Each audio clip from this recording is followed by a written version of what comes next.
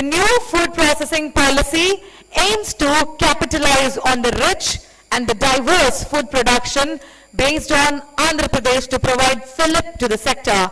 And the current panel will deliberate on how agri processing can be a key growth for the state Andhra Pradesh. And with all the pleasure, let me introduce to you firstly the session chair, the moderator for food processing and agri session, Mr. Datla Tirupati Raju garu, the ex-chairman, CIIAP and executive chairman, Bijay Biotech Private Limited. Hearty welcome to you, sir. We are very grateful to have you here. Your participation means a million to Hans India. And calling upon next is Mr. Santhoshi Buddhiraju, the co-founder of Autocracy. Heartiest welcome, sir. And may I request Mr. Sandeep Reddy, the co-founder, CSO, Kamala Farms. Heartiest welcome to you, sir. And may I call upon Dr. Kishore Indukuri, the founder and CEO of SITS Farm.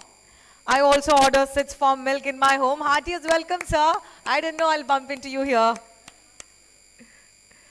And may I call upon Dr. Bijay Kumar Sahu, the regional manager and head, Intellectual Property Facilitation Center, IPFC, NRDC.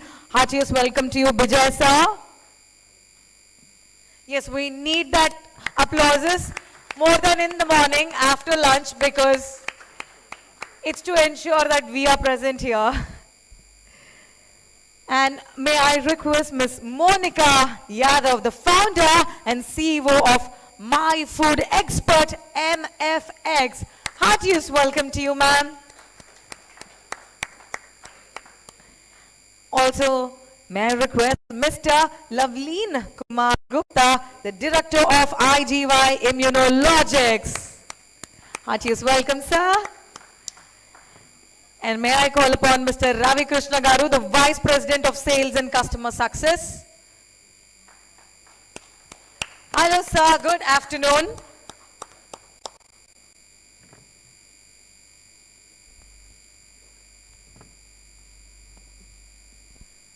Tirupati Raju, sir, our moderator. Sir, we will end this session by 3:30 p.m. sharp, which is 60 minutes from now. Thank you very much for a nice introduction to our panel. Pleasure, sir. Thank you very much. So, I thanks first Hans for giving us an opportunity to present this agro-food processing back to the roots organic technology by Bizzbuzz Business Conclave today at Visakhapatnam.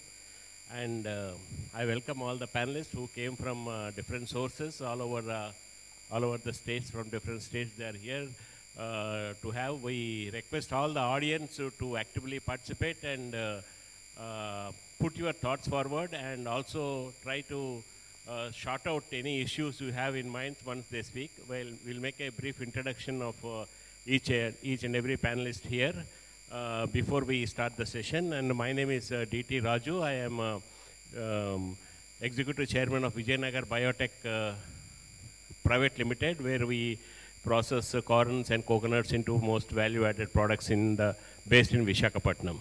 Thank you. Thank you, Hans India. One of the fourth pillar of Indian democracy, who create an impact in connecting the dot. I am Dr. Sahu. I represent NRDC, National Research Development Corporation, under Ministry of Science and Technology, Government of India. I am here at Visakhapatnam. We sit here, we connect the dot, bringing Lakshmi and Saraswati together.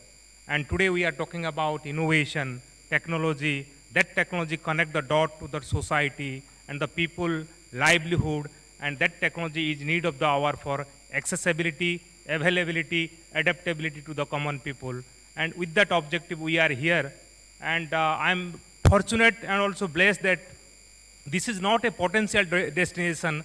This is a destination where we can make the difference, and we have made the difference in last 3 years. Thank you, Hans India and team, for giving this platform. God bless you. Myself, Lavleen Gupta. Actually, I'm coming from Hyderabad for a company called IGO Immunologics, where we have a technology platform we're utilizing for aquaculture and agriculture. Basically, the nano delivery technology as well as nanoparticle technology utilizing for aquaculture and absorption profile increasing for delivery system, mainly for aquaculture, shrimp and fish. And recently, we developed a portfolio of nanoparticle for agriculture, especially for nutrients, NPK, zinc, boron, everything we developed as a nanoparticle. And same time, we are working on developing a pesticide to reduce the dose of the pesticide, especially and increasing the bioavailability of that herbal pesticide, which can increase the efficiency of those using nanotechnology. So we are in the phase of regulatory approvals for agriculture. We have a technology and we have testing going on for a different farm level. I'm Ravi Krishna. I work as Vice President for AquaConnect. AquaConnect is a full stack solution provider for aquaculture sector, out of which shrimp is around $8 billion industry, which is completely exported. And we are bringing interventions across the value chain. We don't isolate processing as one piece. We look at predictability, farmer financing, working with farmer producer organizations, closed loop financing, and closely work with the farmers of what gets into the input before looking at the output. And we also work with remote sensing technology wherein we predict the kind of quality of produce that needs to go into the processing. So we are a full stack provider, and we're also into the fish sector, which is a very large unorganized market. And today I'm here to speak about this sector. Thanks.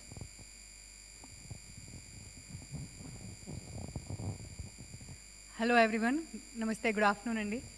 I'm pretty sure you guys all had a good lunch, and I think this topic must keep you guys a little on the toes. We'll try our best to do that. Again, I'm Santhoshi Buddhiraju from Autocracy Machinery. So what we manufacture are farm and agriculture equipments. So we are currently trying to bring in new innovative products which are not there in the country. So that is the research and development that we are trying to do, and make farming sustainable and cheap. Because what we realize as of today is that there is a huge crunch in manpower in the rural areas because of the migration to the urban sector, whatever is happening. So we are seeing that the farmers are approaching us saying that why don't you give us more new innovative solutions that are there outside in the country, why are we not bringing them into the country? That's where we are doing our pinch of salt and adding to the technology that already exists in the country. Thank you.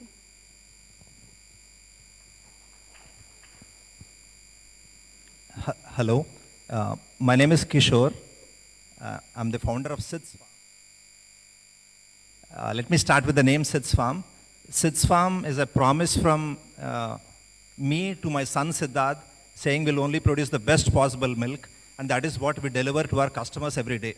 We started with a small farm on the outskirts of Hyderabad, 7 or 8 years ago, and since then our journey, we've had quite a journey. Today we supply pure milk to about 25,000 households every day in the morning. Right? We understand milk at a lot of depth. Hopefully in the next hour or so, I'll talk about how we do it, how we were able to understand it, and how we were able to get here. Good afternoon, everybody. Myself, Monica. I'm founder and CEO of My Food Expert. Our company deals with consulting services for the product development and setting up a food manufacturing industries. And also we do the patent and also like research oriented products. And currently we are serving almost 6 countries as a consulting services. And also we help in regulatory compliances for food, domestic as well as international. And our main focus of the company is, there are so many people who want to come up in food manufacturing industries. But people, they don't know how to start with the manufacturing industry in terms of budget, or in which product to select, and how to store it, and how to pack it, and what are the legal compliances for food. All these gaps can be filled by My Food Expert. So more detail we can come in the panel discussion. So I'm signing off. Thank you. From Monica, My Food Expert. Hi everyone, good afternoon. I hope you all had delicious lunch. So today we are going to discuss about food. So food is very important. So our company is Kamla Farms. I'm the co-founder of Kamla Farms as well as chief sales officer. So how we started this company? So when I was traveling, so there was the South Korean supermarket where it was labeled after each and every vegetable or fruit that is present. Then I was wondering, why not in India? Then we started exploring options of what to do in agriculture. So then we found out organic farming. Then I have seen like a lot of people already doing it. So then we thought, why don't we start something in a smaller space and generate more revenue? So that's when we came across hydroponics technology, which is an Israel-based technology. So then we started hydroponics, and that is where we were able to produce clean and healthy food. So this is where people have to be more focused, because nowadays the food that we eat is having high mercury and heavy metal presence, which we are not aware of. But this heavy metal presence can lead to a lot of dangers, even cancers, because in US, or if you see, cancer rate is going up drastically, at least 40 to 50% it has grown.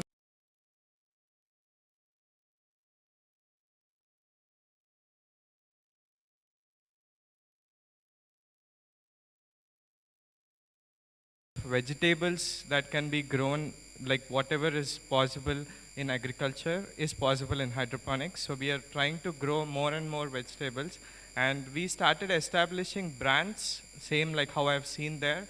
So currently we have established brands for bell peppers and beefsteak tomato. So we want to establish more variety of crops in the coming future.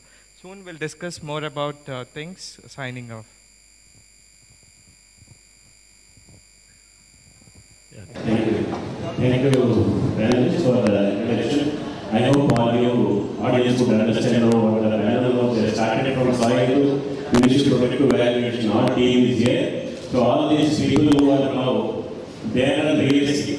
They do what they did so far to the nation and what they invented, which they are going to present to you. So I request all the audience to deeply involve and sharpen your brains to become one of the entrepreneurs and take some important valuations from it, and which will really help you in the business. The whole concept of this Bizzbuzz conclave today, what we are they are organizing is to inculcate from individualism, and the country today in Andhra Pradesh needs a lot of industrial development. So we are looking for a generation of new entrepreneurs which we want to pass on the message. And the greatest opportunity in Andhra Pradesh, what we have today is agricultural sector. All of you must know that today 60% to 65% of the population lives in the rural areas and somehow are connected to the agricultural sector, 30% in urbanization. So our state is basically dependent on agri sector, agri-related industries, and our vicious economy Cycle rotates through agricultural oriented business. So we all have a greatest opportunities. We all know that Andhra Pradesh is one of the largest paddy producing state in the country. We feed almost 30% of the country's requirement. That is the range what we do. And today, by virtue of having the longest coastline of Andhra Pradesh, where we are the leaders of almost exporting around 10,500 crores of aqua products from India to the world, all over the world. And similarly, the fishing industry, fishing farming is also, we are one of the best in the country, and all our products moves from Andhra Pradesh to all North Coastal District, West Bengal, Bihar, and any part of the North you find the fishes produced in Andhra. And one more most important, by virtue of our greatest climatic conditions in Andhra Pradesh, we are by nature is an agri state. We have a coastline with a lot of water where we grow our paddy, and we have uplands where we grow our horticulture products, and our mangoes from Chitturu and Kadapa area, Kodur area will go all over the world. Mango pulp is being exported. It was the greatest opportunity. And we have onions, we have various other products, and we have... apart from that, we also grow a lot of hilly area products like natural sources. Products, and as an entrepreneur, we should take some of these things. The only problem what we are having is we are unable to making value addition of the products. We are unable to reach the tables of the international buyers. So where the money is going, almost 45 to 50% of the value addition is going, is eaten away by the intermediate people towards the logistics, towards the value addition, towards the packaging. So we, being sitting in Andhra Pradesh, is the greatest opportunity to produce these products and make value addition and send to the direct to the table of the customer, which will really give a greatest support to the farming community as well as the greatest opportunity for our industrial entrepreneurs in Andhra Pradesh. So these are the people now, the panel who has practically started doing that, successfully came out, and they failed today in the state that they're satisfied. All of them have worked, like Kishore has worked as veterinary engineer in the US, then he got money, he came all the way and looking for a meal. What is a meal? Nobody is there. I definitely sure that the family members do not have anything to take up this business. By qualifying so much highly qualified and one of the best universities is passed out. But he has taken a risk and he has got some enthusiasm and something must have definitely motivated him. So they will all share their thoughts and ideas. I request all the members, you also take of thought what best you can do. So many young people are there, you have to sharpen your brains and there are lots of opportunities today. Now, few examples I will take and conclude. For some of the products which are now, for example, I will just share Datla is a product which is a local product here. It is made in Datla and used to sold only in Gujarat. Today the same product has been sold all over the world. By simply making some vacuum packing and proper packing so that it doesn't break when it is to the pollution. That is a very simple form. So there are 2-3 people who have identified they started doing it that exports have gone tremendously high. Similarly, we see the Andhra foods are like we have small the churras, mixers, we see all over the roads, they have sold hundreds and thousands of millions of packs. All of them are coming from not from our local, they are all coming from neighboring states. It's nothing but we make here. We have a number of so many people, so many entrepreneurs in the rural areas who make the best palatable foods. Your home consumption where we every day buy, but just we are not unable to make value addition by simple packaging system, retaining and shelf life. These are the three aspects. So these are technologies, various technologies. You have today nanotechnology, we have here packing, we have here vacuum packing systems. Which product suits which packing? You have to identify properly and start selling it. Today, Andhra Pradesh products starting from pickle to churwas or whatever you call, there is a worldwide requirement because the people spread, Andhra people have spread all over the world. I used to travel different countries for my business development. Wherever I found one or the other companies, I used to find one Andhra guy sitting over there. That is the status of Andhra guys today. They are spread it. There are communities, they are eagerly waiting. And when they come here, they said, sir, we don't want all these things. Take us to some rural village and give you a natural food. That is what the status of the Andhra today. So there is the greatest opportunities, the greatest productivity. We all have entrepreneurial skills. A lot of education institutions are here training them. And we are even in CII, we are putting a lot of linkages now. The country is needed that engineering institute should work, coordinate with the industrial requirements so that the moment they come out, they should directly go into the industry to work. So that basic knowledge has to be inculcated in the institutions to upgrade the students. Ready to offer should go.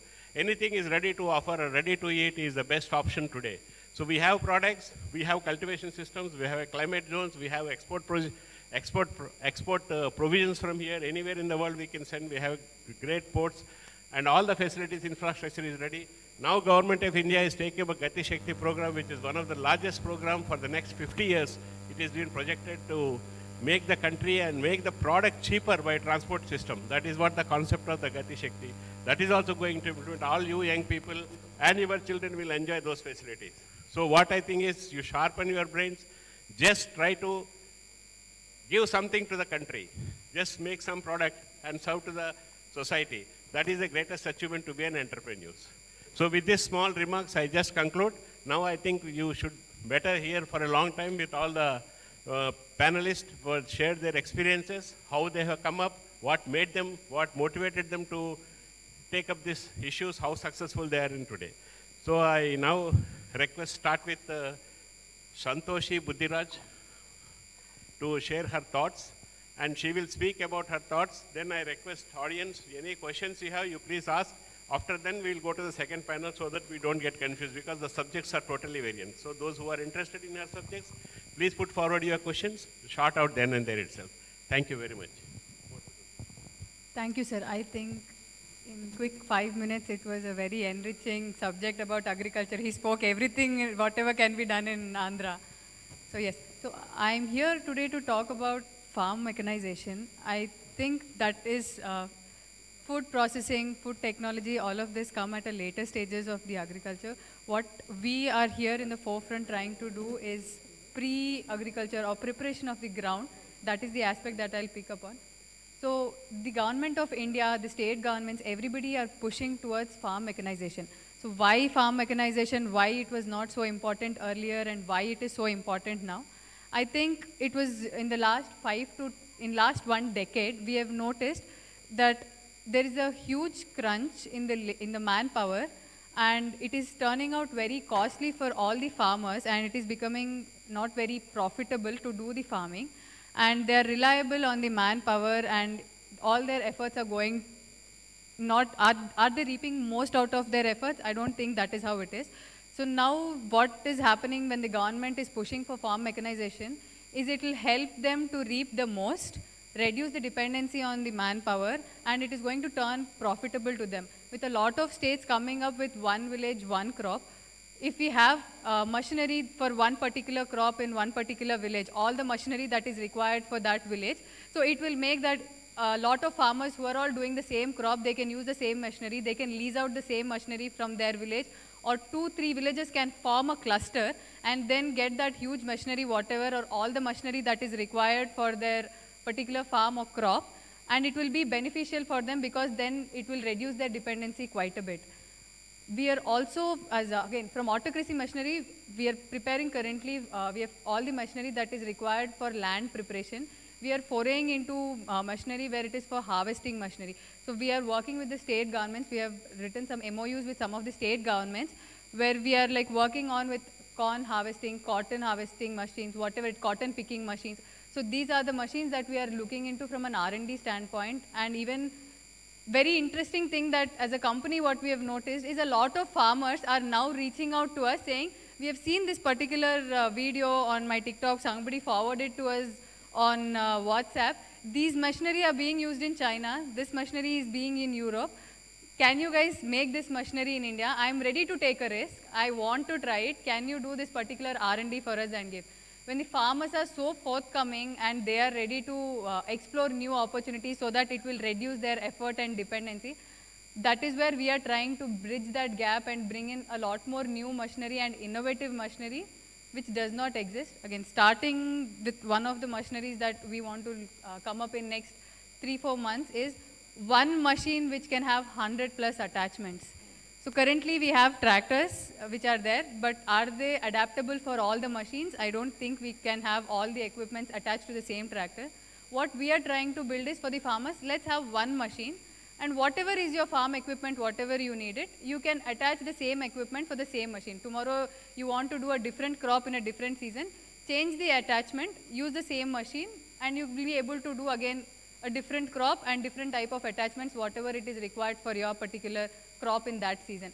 That is what we are trying to explore, and hopefully we will be successful. And I think this is where a lot of people who are here, who have good connect in the FPOs and all these custom hire centers, whichever government is pushing for, those will be very instrumental in bringing the farmers that particular knowledge and educating them. I think if anybody has any further questions for me, I'm open. Thank you guys, thank you. I have one small question to you. This one product, one district. So suppose government decides one particular product, suppose mango orchards, Chittoor district. So exclusively there are mango plantations. Even for such, do you have any instruments exclusively, you work and develop them exclusively? First one. Second one is, do you have any government subsidies on your products? And the third one is, do you have any linkages with FPOs at the moment? Because in Andhra Pradesh, all farmers are very small, 2 acres, 4 acres. There are much more than, and bigger farmers are only 25%. So then the government now initiated to take forward that FPO system. So the FPOs will have an operation system on particular day. So if we supply the machine, whether you have any linkage with the government to give them at a subsidized price for the farmers, something like that you are working. And any FPO come forward, would you like to develop your new product as per their requirements based on your research? Yes, sir. I think all valid questions.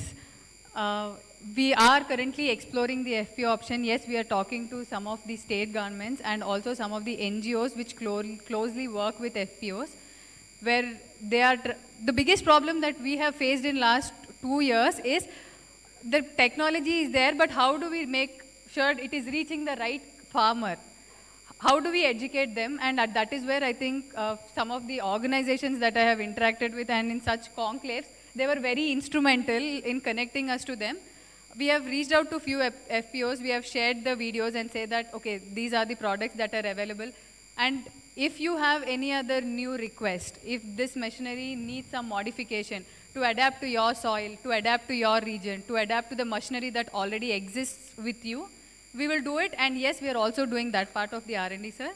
And the second part, yes, you said Chittoor, for example, mango orchards. I think this happened with us very recently in last 4 months. One of the farmer reached out to us. He's seen somewhere on a YouTube that there was a drip irrigation somebody was laying. And he's like, can we use it in our farms also for doing pipelines? And that's when we've given our machines in the mango orchards. And another farmer very interestingly reached out to saying that, can you help me make a pit around a tree?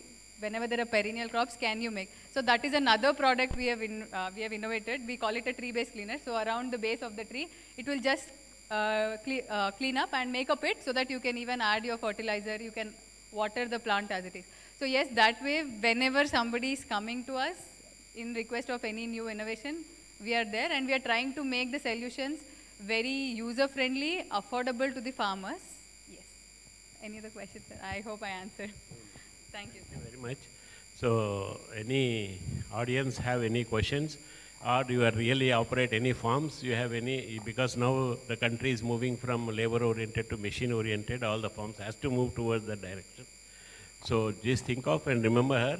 You have any issues in labor and implementing the project at your sites? So they are ready to develop new products and give it all to you. Any questions, please, from the audience? You have any doubts, you can just take 1 or 2 questions. Then we proceed to the next. So we will ask Mr. Kishore Garu to share. Hello, sir. Thank you. While we were having lunch, Raju Garu asked me, right, if we can talk so we can at least motivate another entrepreneur to start, right? It would be great, right? So I'll try to tell my story, hopefully in that format. I know we have a very silent audience. There are no questions coming from the audience. So I'll try to probably, challenge you guys to ask few questions, right? So I'll talk a little bit about my journey, right? I come from a middle class family, did my bachelor's from IIT Kharagpur, then like everybody else went to US to do my master's and then PhD, worked for Intel Corporation for about 6 years. Towards the end of it though, there's something in me that was not satisfied, right? I was trying to do a whole bunch of other things. I wanted to do something else. One fine day, sold off our house, the cars, and said, well, let's move back to India.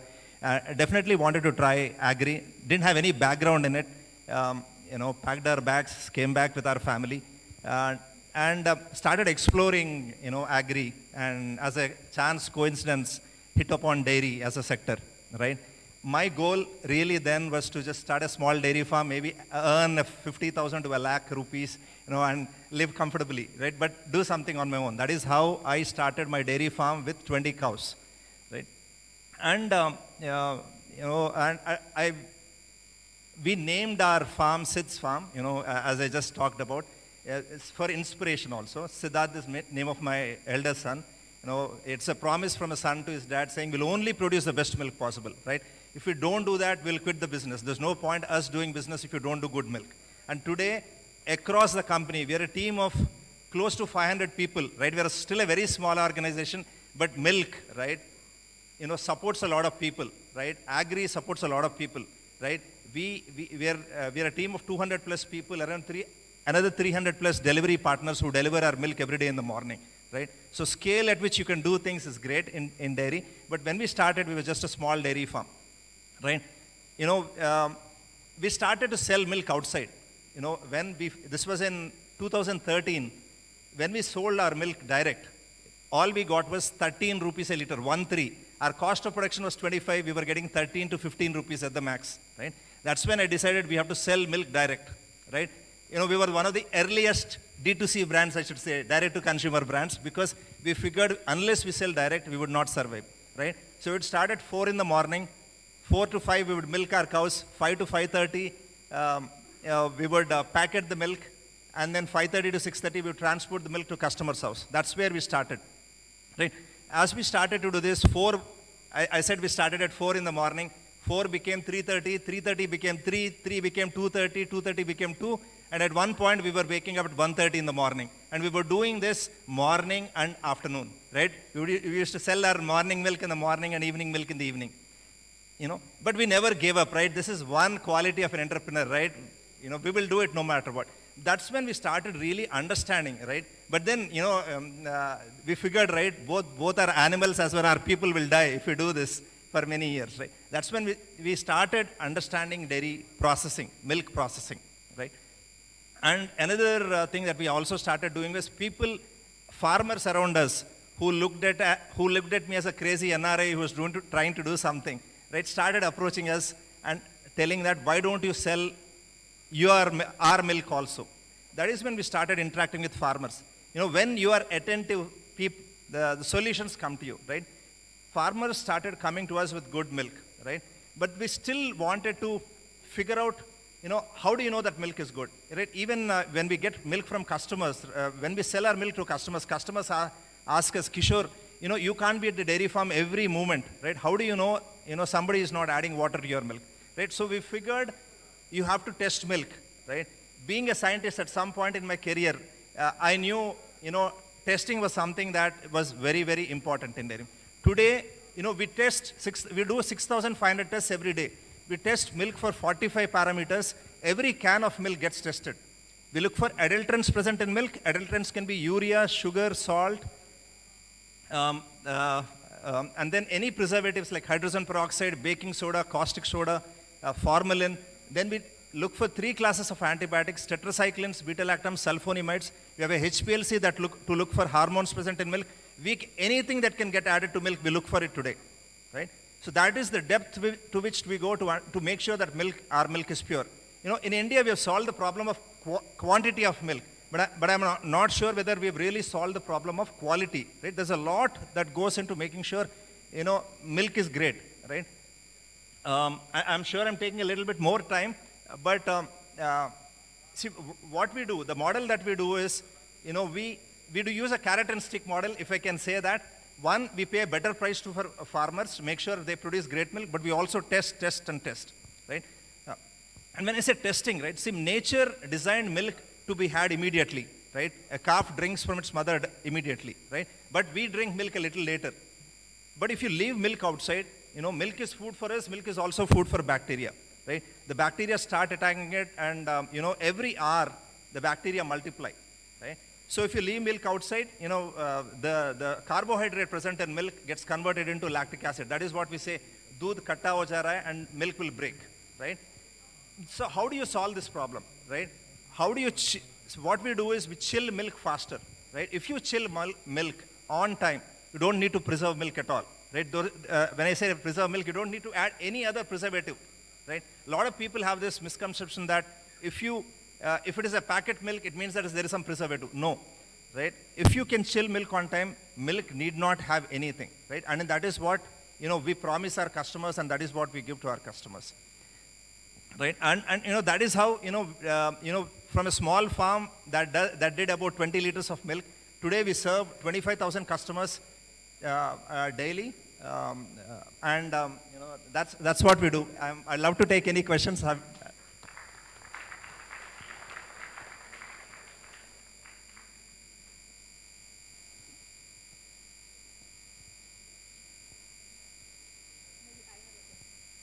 Ravi, I have a question.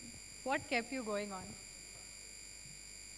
Again, that's an experience. Again, I think a lot of us can get inspired, like even me myself. What kept you going on?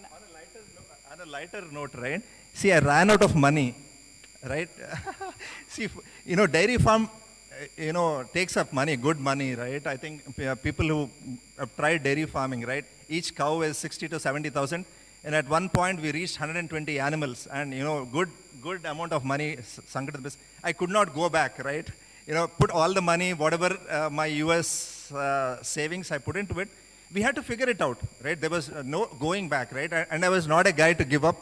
See, all these years, right, we kept our head down and executed, right? And always solutions came. Whenever we hit a roadblock, solutions came to us, right? You just need to keep going. You just need to figure out. And that's what we did. I think that's good, sir. That's good. Thank you, Kishore, for your exposure. How are you looking at value addition in milk, like paneer or ghee, a lot of other things that are ladu, gulab jam. So Yes. you also want to have those pure things coming from seed farm. So just want to. We do, sir. Our main product that we sell is milk, but we also. Just to remind, you have 30 more minutes. We are extending because this is an extensive panel. So I guess I took. Okay, thank you. So we do other products as well. See, one thing we are also innovating here is, for example, in India, most of the milk that you get is mixed milk, right? One of the products that we do is we do buffalo butter, which you don't get anywhere in the country, right, as a separate thing. We do cow butter separately, buffalo butter separately, we do cow ghee, buffalo ghee. We're trying to bring back our traditional products that we used to have, right? For example, that vennapusa that you have in idli, the white makkan, you don't get anywhere in India in a finished product. We sell that, in a branded dabba, I should say. We sell cow curd also. You can't buy that. We sell buffalo curd separately. We are coming up with new products, that hopefully will sell more. Thank you. Thank you. Thank you, Dr. Kishore. So now we have already warning now to speed up the session. So I request now. Okay, now in any case we have a short time. Now only 30 minutes left, right?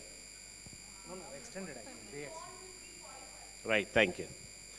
So now I request Mr. Dr. Bijay Kumar Sahu, Regional Manager and Head Intellectual Property Facilitation Center, IPSC, NRDC.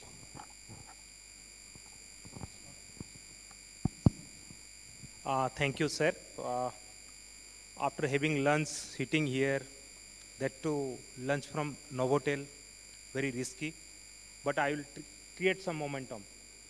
Because at the end of the day, we should have some mental exercise.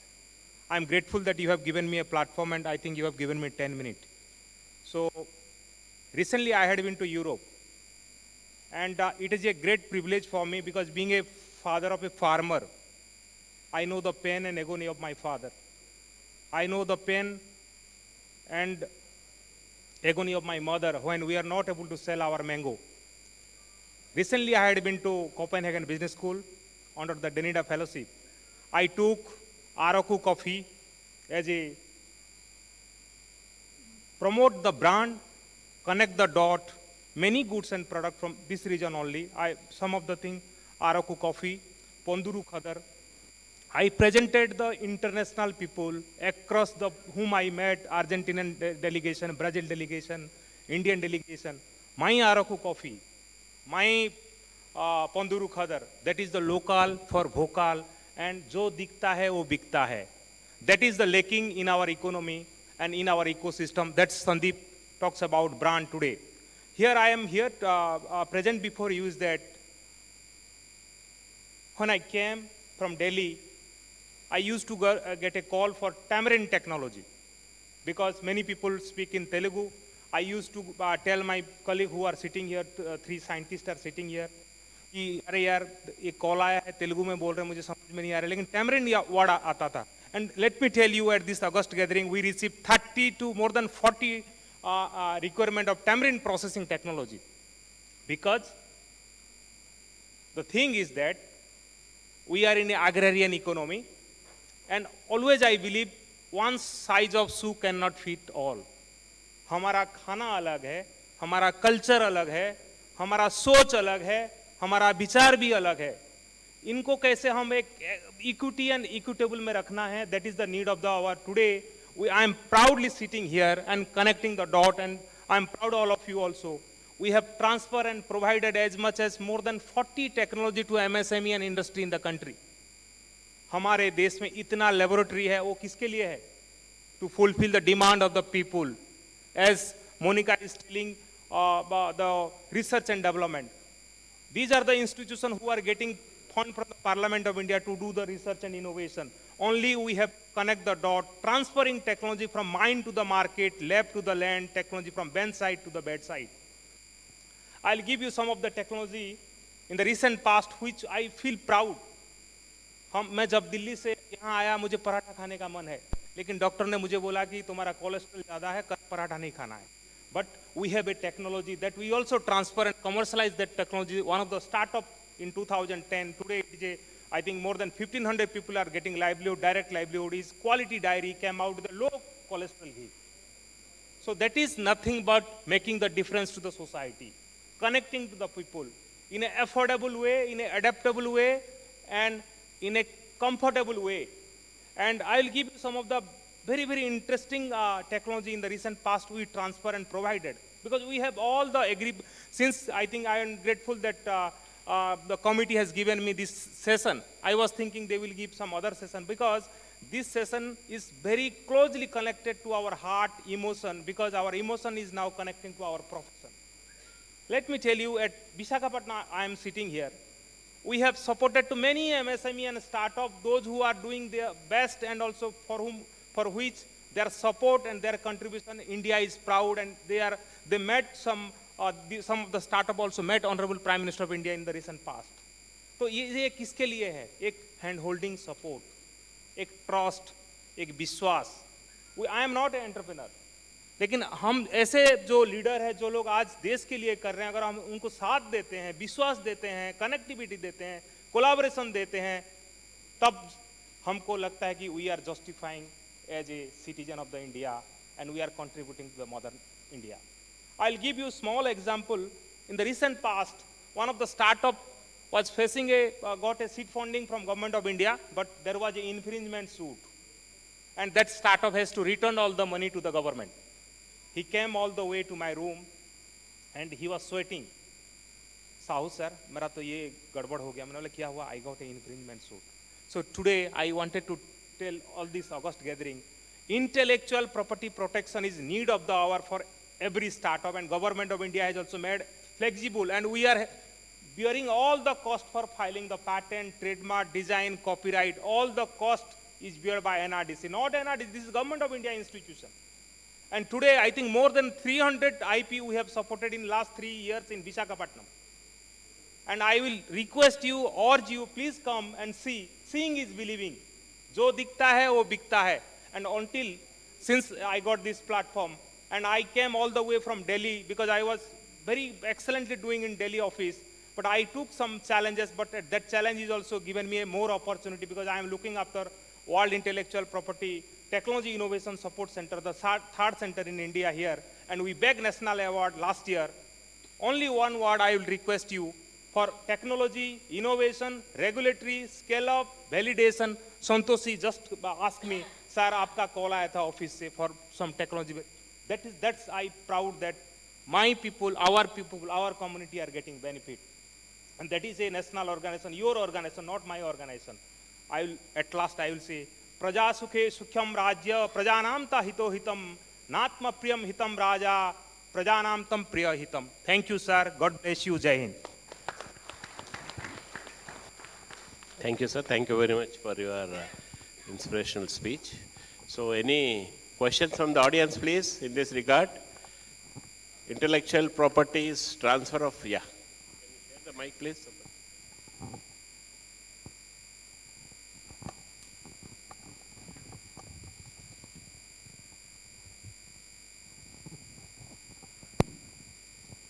Good afternoon.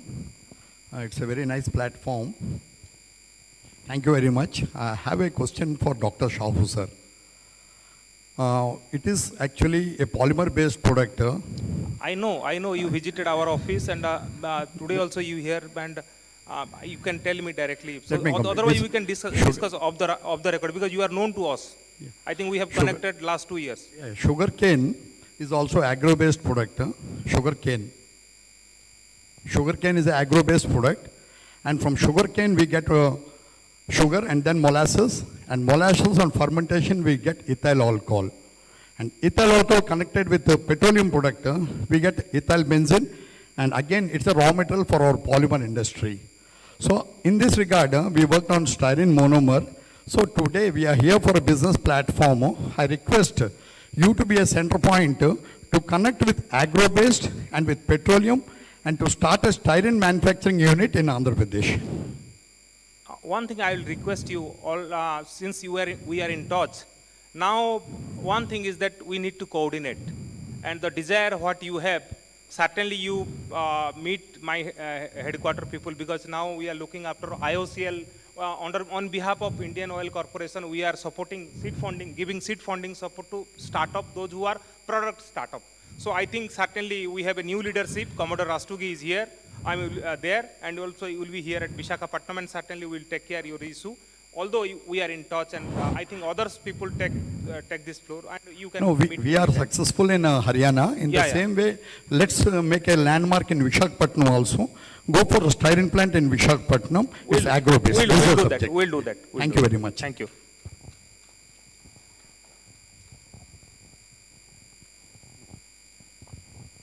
Does anybody else have a question related to food and processing industry?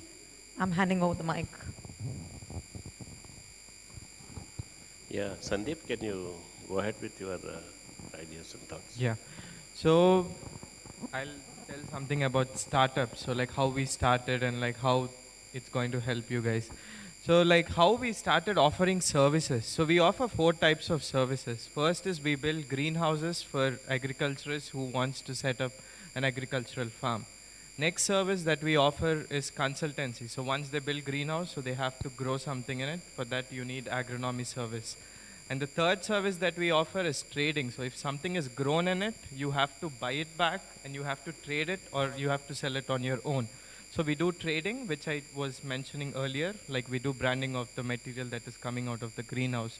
And fourth service, to do all this, you need to have education. So because I don't come from an agri background, so I'm a civil engineer who has done construction management, faced a lot of struggles to understand about agriculture and how to do about hydroponics. So I thought education, if we start doing it in our company, it will help someone establish a hydroponic farm very easily. So I'll start the journey of how each and every service was established. So we started building a farm in 2017. So we just built our farm and then we started growing vegetables. That was our first 6 months to 1 year of plan. We never had planned to start other services. Our idea was to sell the crop. Then eventually fellow mates or people who were looking after this, because we were one among the 10 farms that were present in 2017. So there are hardly 10 farms in India related to hydroponics. Then people came and approached us. How don't you try to do this at our place? We also have lands, we also want to start something like this. So then we started the second service, building of hydroponic farms. So the services, so why I'm telling you this is, if you're starting any service, it need not be something that you started initially. It can be something which can be brought towards the journey as well, because we never imagined that we'll start all these kind of services. Then once we started setting up farms, once they started growing the produce, they were asking us, like, where do we sell this? Where do you guys sell it? So then we started establishing contacts with like Zomato, Swiggy, or like Hyperpure. So these kind of chains where they have requirement in large quantities. So we started doing contract farming with these farms that we have set up. So that is how our third service was born. And then the education came, like a lot of students, a lot of people just wanted to take this as a hobby to start at home, or they just wanted to explore whether it's their cup of tea or not. So that's when we started education at our farms, because we already have a built facility. So we thought, why don't we use it over the weekends or whenever now it's summer, so there are summer internship programs that we do also. So this is how services were born. So it is very important for us, like as a startup, at least what I've seen in last 4 to 5 years when I've started this, that you have to never give up. So a new thing will always be born. You just have to stick to it and you have to take it forward, like how Indukuri also mentioned about Sid's farm. He didn't give up. Even though he has put all the eggs in one basket, he didn't give up. So same thing I would like to give it as a message. So even anything you start, because agriculture is a lot of potential, and 70% of a nation's income is dependent on agriculture in one or the other way. So this is something that I want to give back, and if you have any questions, like, we are good to answer.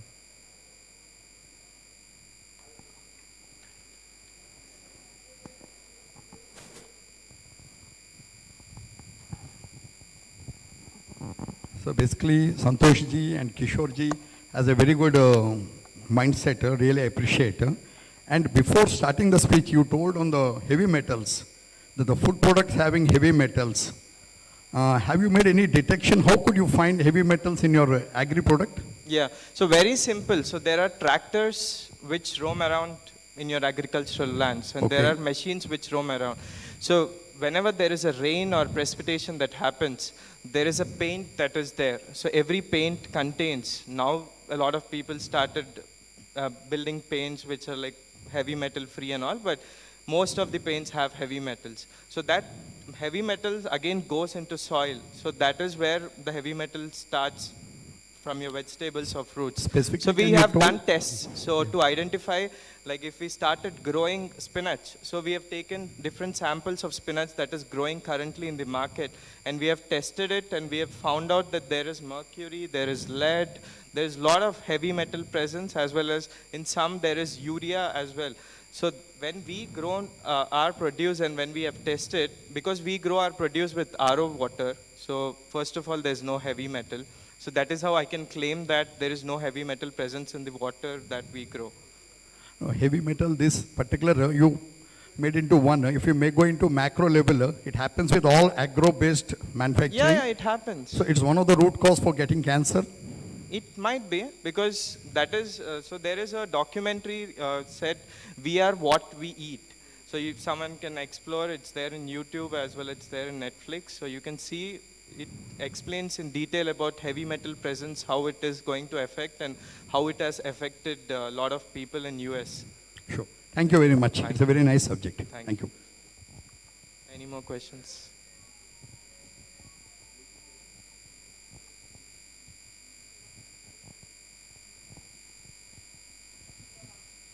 Hi, good afternoon. Good afternoon. Like you said, you are using this RO water, right? So if you are going to process the water through RO, so there will be a lot of brine which will come out. So can you tell us how you are actually getting rid of that brine? Because if you just leave it in the environment, it's going to create a lot of bad impact. So what we do is we create rainwater harvesting pits in the farm, and that rainwater harvesting is also again subsidized, so you can build as big as possible. So we build around 40 lakh liter, 80 lakh liter. So the rainwater also is stored, and whatever is coming out of this is also sent to that. So that slowly whatever components that are present which are coming out of this RO water get mixed with the rainwater, and the TDS level, which is the total dissolved salts in that water, comes down. Like, because rainwater is having 0 and the RO water that is like coming out is having around 1400 or 1500 TDS, sometimes around 3000. So they both mix up, and again they come down to like 600, 500. So we do that process repeatedly so that we don't waste that water and also reduce the TDS. Yeah, thank you. Any more questions?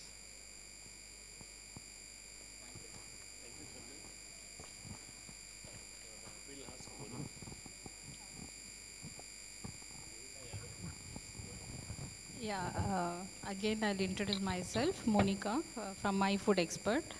I would like to ask question to audience. What is our first basic need? First basic need. In schooling, I think what we learn, 3 important basic things. Yeah, first is food, yeah. So, how many of you seeing your food wastage nearby and in villages, cities, metros, anywhere? I'm seeing since 13 years, since I started my education and bachelor's in food technology. So, I think only two? Everyone? So, everybody. Why this is happening? Why we are wasting our food? Can anybody?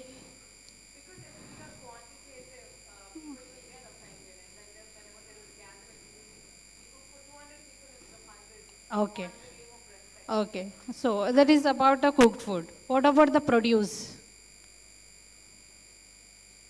What is the major crops that we are producing in AP? AP, Andhra Pradesh? Somebody louder, please. Okay. And the fresh vegetables, fruits? Sleepy? Audience, you're sleepy? Be louder, please. Mango, tomatoes? Yes, yes. Okay. So here, my food expert, basically, as I explained before, we are dealing with complete food manufacturing setups and some technology which is related to preserving the food and how to pack and regulatory compliance. So just now MD Seed Farm was telling, the packed milk doesn't mean that it contains lot of preservatives, right? So here we have some traditional technologies already. So this food technology is not a new subject, it is already an old subject for Navy or Army or for people who are flying in rockets and all. So here, I just want to share one of my experience. When I was studying the food technology subject, I was doing an internship in Srini Food Park, which is at, Mogli village in Chittor. So there I found like so much of tomato is being waste there. Due to the production capacity of the plant is just, I think that time, 10, 12 years ago, it is somewhere 60 to 70 tons per day. And then rest of the raw material, like tomatoes, whatever they are producing, is just being wasted. So it is something like to preserve or to save food, it is everybody's responsibility. And I put a panel to keep these points in mind. But we need so many incubation centers for training for farmers, and we need for simple technology that they can pack their food and they know how can they preserve food. The very much important is pre-harvest and post-harvest whenever they produce their fresh perishables. And then, for example, if for instance I take a tomato, tomato can be preserved or store or do it's lot of technologies, like you can take tomato to make a puree for ketchups and all the basic product, and for curry base for other restaurants they use tomato puree and the pulp whatever they produce, and the same aseptic pulp can be stored for 2 years. And then the same pulp can be exported for different countries. And the same tomato can be freeze dried and make a powder. And same tomato can be make into the extraction of lycopene, which can be used in nutraceuticals. It is all about to get educate what we can do with our food. And so how many, there are so many technologies, and we can also introduce new technologies for different foods. And all the existing technologies, what I feel is there are only few companies they are doing this kind of, like packing aseptic pulp for tomatoes or mangoes. I just recommend to introduce more industries, and also introduce more food parks where one-stop solution that they get all their license subsidies and wherever near. If it is like there is anyway our government is doing green operations for TOP, that is tomato, onion and potatoes. How many of you know that green operations that is being done in central government? So I just conclude in few lines that you should, we all should focus on preserving our food. And and this preserving of food, again I come back, it should be get planned completely. how much domestic use and how much we are exporting and how much we are converting as a finished good. And rest, at least we can plan, like instead of producing more mangoes or more tomatoes or more onions, and when it comes off season, then again suddenly your tomato goes 100 rupees or 150 kg, and at seasons, that time in 10 years ago or 12 years ago, the farmer is completely, he has come and he was just requesting the industry, in Telugu he was telling, sir, ఎంత వచ్చినా ఇవ్వండి నేను truck tomatoes మీకు ఇచ్చి వెళ్తాను. That is a situation. Then I felt okay, because of lack of production capacity that in the company we are lagging in preserving our all the food materials. And I think I'm done with the discussion. So any questions? So I have a small question. Ma'am, how do we balance between, eating fresh vegetables versus eating packaged foods? Because you told about preserving tomatoes in the form of purees. They come with anti-caking or emulsifiers or preservative agents, which can also have a lot of side effects in terms of lifestyle diseases.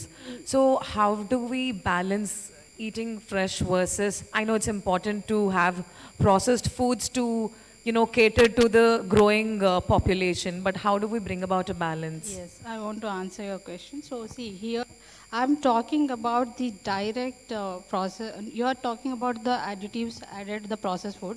I'm discussing about the exact tomato. If I do the freeze dried, you will be having a whole tomato. You will be removing the moisture from it. The technology itself is a preservation method. And if I go with the pulp, aseptic, the technology itself is a preservation method. We are not adding any other additives or preservatives in your process. And spray dried, is it like blast freezing it? You have, that is what, we have thermal and non-thermal technologies for every food. So I'm discussing only about the technology which that has he discussed, like the packed food doesn't mean like that it's adding some preservative in it. The technology itself acts as a preservation.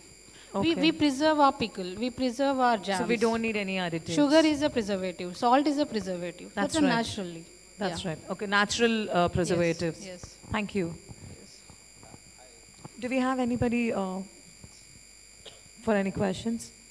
I think we can go ahead, sir. I have one question. Yeah. Yes, sir. I just like to add to that one perspective to that. Yes, sir.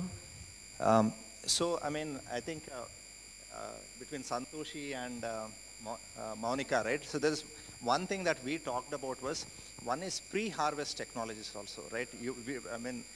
Monica was talking about what can we do with preservation, but there's something else that we can do in India, right? See, for example, when you go to a supermarket in Europe, right, and you look at tomatoes there, they look like they've just been plucked from a vine, right? But if you look at tomatoes typically in India, right, I mean, they're all wilted a little bit. The difference is, I think, just as they're being harvested, can you chill, right? Chilling is a great preservative, right? You just chilling it down, and I think India is getting ready, right? I think we can invest, new entrepreneurs can get into this segment where they're, taking produce, chilling it immediately, and, making great produce available fresh, right? This is one that can be done. Again, Monica was, I think, focusing on, what can we do with, excess produce also, right? There is a lot that gets produced. How do you, how can you make a great ketchup, for example, or a puree that doesn't have any preservatives, but just, you can extend the life of. Yes, sir. By end of this panel, can anybody address about food wastage, or do we have any organizations? It could be the active food that gets wasted in any of the events and weddings. It can cater to not only, the underprivileged, but also for stray dogs, for animals that's not getting food. So can any of you address about the food wastage and how it can be optimized or circulated in case it gets wasted? Do we have any organizations for that?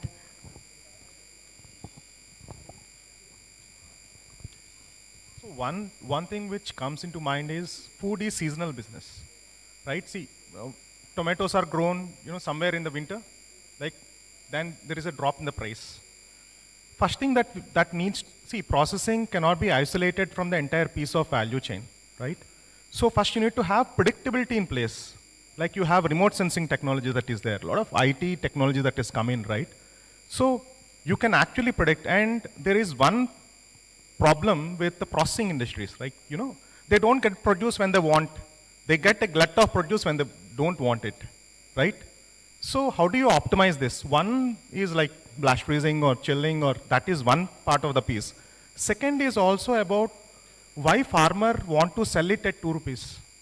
You're not bringing the loop of financing into it, right? How do you enable the farmer to sustainably produce and wait also by not selling it, just like how you sell stocks or something else, right? So you can always create that cool chain infrastructure, which is missing in the game. Like a lot of other companies have come in, like Waycool is there, Arya, there are a lot of companies that have come into this piece. But unless until we look at in an integrated perspective, it's a very tough problem to solve. But once we bring in that, I think it makes a lot of sense. Crossing. Thanks. Just to add to the food waste, so there are some companies which are related to black soldier fly. So black soldier fly is an insect which eats food waste.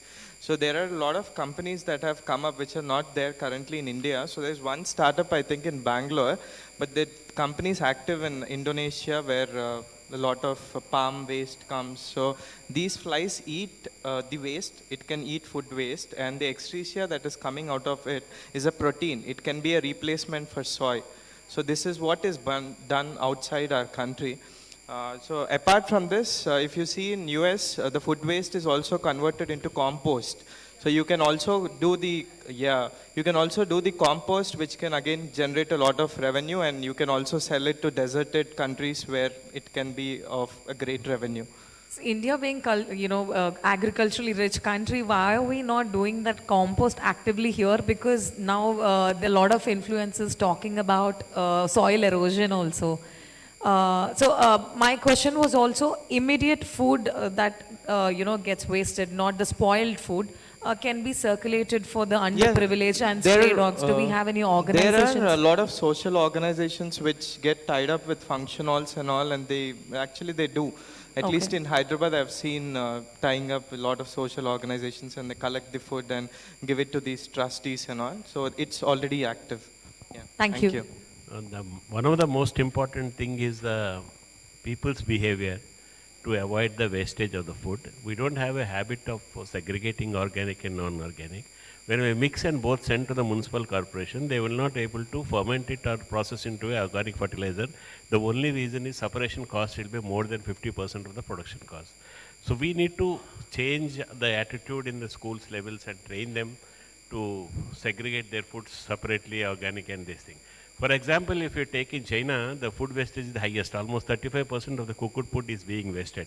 But absolutely they don't throw it out. What they do is the entire food of the hotels, restaurants will be collected and they feed for swines. So again they consume it. So the food is not throwing out. Unlike India, we are throwing out to the municipal corporation and we are trying to segregate it and spending a lot of money on that and a lot of people, a lot of effort. There is no proper technology. And coming to the post and pre-harvesting technology, Philippines is one of the countries which produces the largest bananas. They sell all over the world. They just don't add any preservatives. I saw one of the two factories, they just harvest it, clean it, they cut it the edge which segregates for the ripening of the fruit an enzyme. They put a tape on that and put it in the plastic cover, vacuum it, pack it, and put it in the container. It will reach Dubai or Sharjah, anywhere. 30 days it will be like that. The moment they open it, then the ripening will start. See, that is a very simple technology. There is no preservatives. And somebody will carry it, they just open in the supermarket. Yeah. The moment it's open in your vacuum packing, it will start ripening within 7 days. So there is no wastage. But look at the transport. Suppose in our bananas, we also grow a lot of bananas in Andhra, but the grade what we use is not for a long standing. Within 2 days, 3 days, you have to consume it. So all the tendency of cultivation practices and consumptions has to be changed to change this. Otherwise, for all your information, India is wasting almost 40% of the post and pre-harvesting technology wastage compared to world is around 12%. We are wasting 40%. That is what the government of India is taking an effective steps to start primary centers all over the country to give proper technology. You harvest your grain, you lose 20-25%. Or you add mud to that, you add husk to that and everything, and the buyer will again reprocess it, and they don't buy, they buy only for 10 rupees. If you process, grade it, clean it, they buy for 20 rupees. So this is the basic pre and post harvesting technology. Like mangoes, for example, if you take, Maharashtra has become very popular Alfonso mangoes. Why not Banganpalli? Because our pre-harvesting technology is very poor. We don't see our fruits ripen properly. There is a scars all over there. This is all only pre-harvesting. You have to take a little precaution. And processing industries, coming to processing industries like tomato and all this, for my experience, even mango, we are unable to set up industries here. The only reason is we don't get one single grade of mangoes. One single grade we need to get to make a product. Suppose today you buy some juice and drink. Tomorrow if you buy a juice and drink, if you feel the difference, you feel that they have adulterated it. So we have to give a consistent taste and a consistent flavor. These are the important factors to the consumer level. So these things cannot be maintained until unless farm gives you a correct input raw material. That is also deficiency. All these factors have been studied now. Maybe what government is very keenly looking. So I think they are putting a lot of FPOs. Why FPOs is only because of that. They have to use single product, single seed, single water system, single processing system, then they will get a similar product, then it will go for industrialization. Till that time it is not possible because you don't have raw material, you cannot invest money. In Andhra, as per my knowledge today, you have only industrialization can be done for paddy. Whatever you want, you get. You make a glucose, you make dextrose, you use anhydrous. There are so many products can be made. But being a food product, government will not allow you to put value addition for that. So these are certain constraints what we have today in the country. So all these things has to be sorted out. It will be a long way to go now, but at least we have to start, initiate like passing these messages, and the government knows that. But there is a need of change in the farming, in the human being, like young people like this are coming up now. Maybe not our generation, next generation, they will take over to that. So the food wastage, when really save 40%, you do not pay more money to the farmer. They will get a good price. So these are certain facts we have to really look into that. Thank you very much.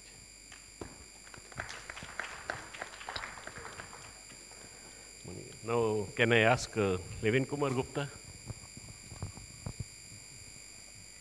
Yeah, I'm talking about little different topics. It's going not in the food processing, but going for first aquaculture and second for agriculture nanotechnology. See, we started our journey for startup in 2015-16. We found that can we handle that scenario with viral infection going on shrimp, as well as it's called white spot disease, white spot syndrome. That is a aquaculture shrimp disease, very devastating disease. So we thought just to how to handle that, and we developed different technologies called IgY antibodies technologies, where we can neutralize the virus and we can control that. We found that is successful, but not going to be successful to be not more than 30%. How to potentiate that? We found, can we think about that, adding some nanoparticle in this? We developed a series of nanoparticle for handling the viruses spread. Before that, I want to tell about that how the virus spread in the shrimp in pond, like within 48 hours to 72 hours, all more than a lakhs or 2 lakhs of the animals died. We saw rampant virus spread is there in the pond. So we found that can we think about that to stop the spread of the virus? We developed a nanoparticle technology like copper nanoparticles, silver nanoparticles, selenium, chromium, different nanoparticles we made it, like all our metal nanoparticles. And we tried and got success up to the 80 to 85% we can save it. Success rate is very high. So we thought, okay, it's working. But to be frank, farmer is more demanding than whatever technology provider can give with that. They're saying that, okay, we stop the mortality is fine, but what about the next? It's growth. Looking for a growth of the animals because they're looking for a body weight for the exports. So we came up with the idea that after that, a recovery phase is important. When the viral infection is happening, we have to go for recovery phase. We use a different, again, technology called calcium nanoparticle technology to increase as a growth promoter. And for a delivery system like a phytosome, so delivering the specific herbal active principles. And we found that if you go for a cumulative efforts as a customization for the farmer need, then success rate is high. We customize our product depending on the farmer response. That means farmer is our teacher. I would say differently. We are not a technology provider to the farmer. Farmer is asking question, accordingly we develop a technology. So we came in idea that, okay, just we have to work very closely with the farmer so that we can solve the problems rather than giving the technology to them. Similarly, the other disease called white fecal disease, that is a bacterial infections. It's a mixed infection as well as some of the other problems or toxins are there. We develop a technology accordingly and give the problem solution to them, and that is again successful. We found that biotechnology is approach where new innovation come, where the limitation that we cannot use antibiotics because it's getting exported. No antibiotic, no insecticide can be used for shrimp because it's very tightly controlled by the export system, and food processors they are rejecting if the antibiotics are there. So we found that can we have a different technologies. Now we coming up with a different technology called carbon nanoparticle technology, where we load that active compound to the herbal like active principle and increasing the several fold of the activity. So if I say that herbal is known for essential oils, which is actually known for antibacterial property, but increases more than 100-fold activity when you load it to the carbon nanoparticle. So we came to the idea that why we increase that activity such a way that's getting potency very high. Again, we got success in controlling the bacterial infections when we go for we call it doping of the carbon nanoparticle with essential oils. So this is the way we technology we develop for that. And the moment we learn in this line, as a veterinarian, as my background is veterinary, we thought that how to apply to the viral controls infection in the poultry. So 2 years back, we did a research, and last year we launched completed a trial and launched a product for viral control for poultry, Newcastle disease. We have a 75 to 80% success rate. When the farmer found that they have a viral infection starts, within 2 weeks, actually birds dies, more than like 1 lakh bird dies. We can control up to the 80 to 85% bird when we start giving that viral treatment for using different nanoparticles. So it's the way where we can, without any chemicals, we can handle that a specific nanoparticle-based technology for controlling the viral and bacterial infections. Yeah, we have done it. We make a levels of like a 1 kL to 2 kL batches for making that nanoparticle, and we will be successful in doing this. Coming to that agriculture side, now I think agriculture side people knows about the big buzzword like nano urea, and that IFO came in the picture that can we develop a nanoparticle, can we use that, and there have been some success, I think good success there for India, for like saying that 1 bottle of 500 ml goes to the 1 bag of the urea.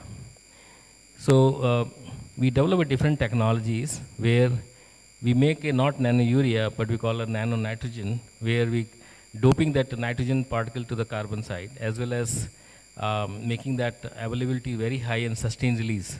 On that basis, your nitrogen sustained in the plant for longer time. Similarly, phosphorus and potassium as well. So we different technology where we can dope it, these like nutrients to the different nanoparticles and sustained release. The key part is that if we can sustain release and slow and giving that longer term perspective for nutrients that provide that plants with the growth. We have tested in the paddy, we tested in the papaya, we tested with the different crops like grams and things. In the paddy we found that 22 to 25% increase the yield of the grain size, increasing the total weight. We've been very excited about that. We are doing the trials in under agriculture college and completing that, and applied for regulations. So I think we have some technology we edge on where we can produce that agriculture produce for longer side. Yeah, so on that line we have developed more than 16 different nanoparticles which is required for germination the root length. That trial is going on with the agriculture college in Hyderabad.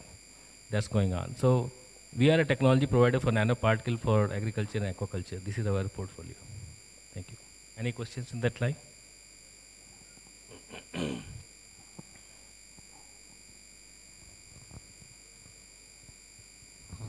Thank you. Thank you very much, sir. I now request Ravi Krishna, Vice President, Sales and Customer Support, to give his lecture on Aqua. Hi everyone.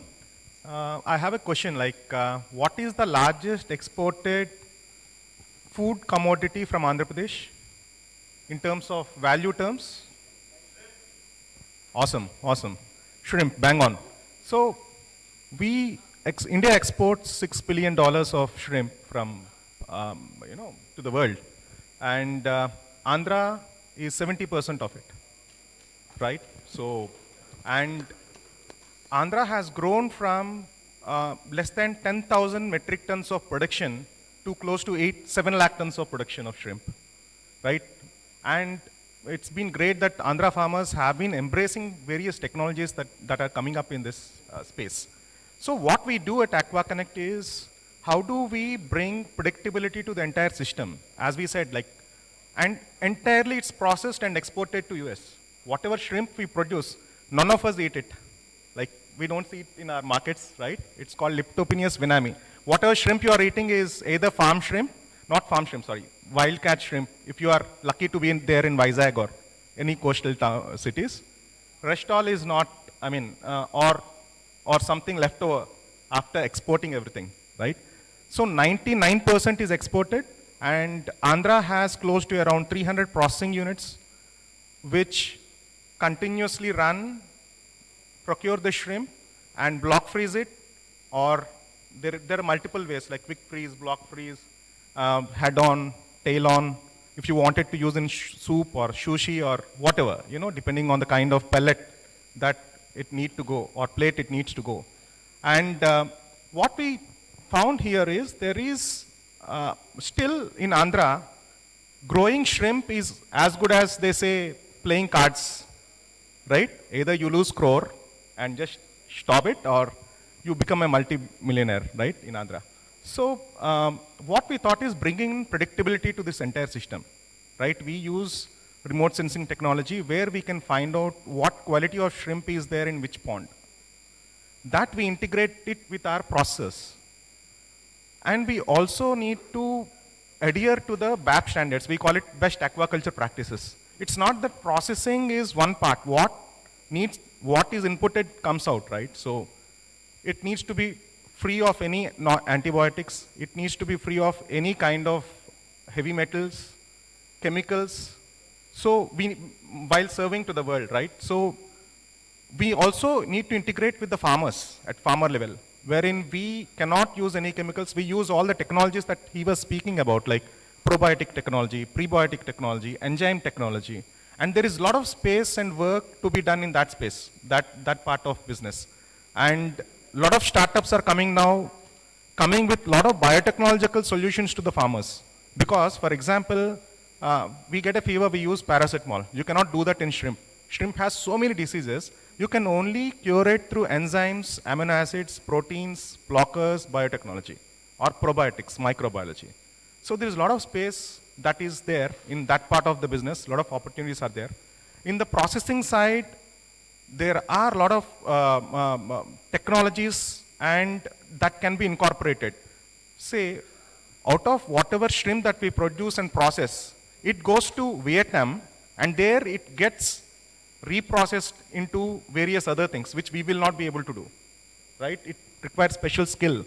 Like somebody wants a butterfly shrimp, somebody wants some other shrimp, depending on the kind of pellet it goes into. So what I mean to say here is, when we talk processing for the world, right, we become the processing for the world, then we need to also customize the practices in which we grow. We need to have predictability. We need to also build the skill set that needs to go into developing this processing part of shrimp. Not just shrimp, even I think it applies for multiple other things. And one last thing which I want to speak about is, once we bring predictability, processing, connect, and also the farming technology in place, one thing that comes into play is, how do you finance this? See, processing units, there is a lot of, they can run in full capacity, but they cannot purchase shrimp because of working capital requirement. And there is no prediction also. They don't know when shrimp price will fall and when it will be up, so that they can procure and freeze it. Similarly, at the end of farmers level, we need to do a closed loop financing. No bank does financing to the farmers now in shrimp sector because of the kind of risk involved in it. So mitigating these risks by bringing in biotechnology, bringing in remote sensing and all that. So that's what we are doing at AquaConnect. We're just connecting the dots. We call ourselves AquaConnect. And apart from shrimp space, fish is a very large market, like unbranded market. Recently Andhra government has started a brand for fish called Fish Andhra, right? That Fish Andhra, they are trying to make into fillets and all that and selling it to all Licious, Walmarts, Spencer's and all these things. So that's where we are lacking in fish space. I mean, trust on processing side, in fish side, I mean branding of fish produce, understanding what customer wants and connecting them. There is a lot of opportunity there. And I thank you for this. Thank you. Any questions you can please pose. It's a value addition. Do we have any constraint in meeting the compliances of the product? One is the skill set, sir. Skill set that is required. I mean, for example, 90% of processing workforce is women there. And because they're skilled, they just need to pluck the head, they just throw the tail, and it's so fast that you're going to be amazed by the speed of it, right? Apart from this, we also need some machine interventions, which we are lacking, right? And also the time required for doing it, the capital required to do it. Say you see breaded shrimp, right? Breaded, just like chicken nuggets or fish nuggets and all that, you have breaded shrimp. For doing that, you need to have a separate facility of, what is the taste of the pellet. The breaded shrimp can be sweet, sour, or depending on the country which goes into. So we don't have customization at the processing level, which needs to be brought in. So what I mean to say is it's more of customer approach where we need to bring into processing. It's not that what we want to produce customer eats, but we need to see the preferences, and there is a lot of scope and opportunity to building such kind of processing back. Thanks, sir. Thank you very much. I have a question here. Regarding the processing, of course, the growth is there for processing. Similarly, the byproducts are building up. I see that is a big scope for developing a byproduct like a chitosan. One thing. Second is glucosamine. What do you think that the space has to be addressed, because the high value byproduct can be harvested? Chitosan, I agree, sir, because a lot of it goes to cosmetics, a lot of it goes to pharma, and yes, there is a lot of space for these byproducts, and that side of business has not actually picked up. That's again because of the supply constraints. Who is actually aggregating this is what is lacking there. That connect is lacking now. And a lot of processors themselves are doing this, giving it to factories or setting up factories. Yeah, that's a space that needs to be. Thank you, sir. Thank you very much, sir. Thank you. Sir, should we wind this session up? So let me thank all the Yes, sir. participants here for being with us, and we also regret for taking more time of yours for this. That's completely okay, sir. This is a most important topic. Thank you very much. Thank you, everybody, sir, for being with us. So we have a small token of gratification. We request you to accept it on behalf of Hans India in association with WTC Visakhapatnam. Ladies and gentlemen, a huge round of applause for our eminent panelists and the session chair. A much needed awareness that we all are taking home today.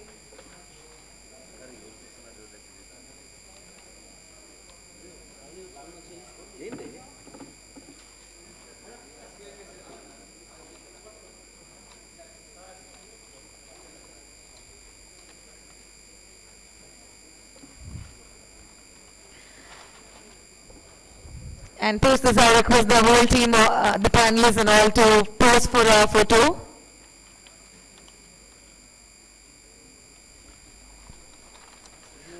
What a proud moment it is for Hans in association with WTC to present to you all Bizzbuzz, a business conclave in the city of Destiny, Visakhapatnam. Ladies and gentlemen, a huge round of applause for the panelists.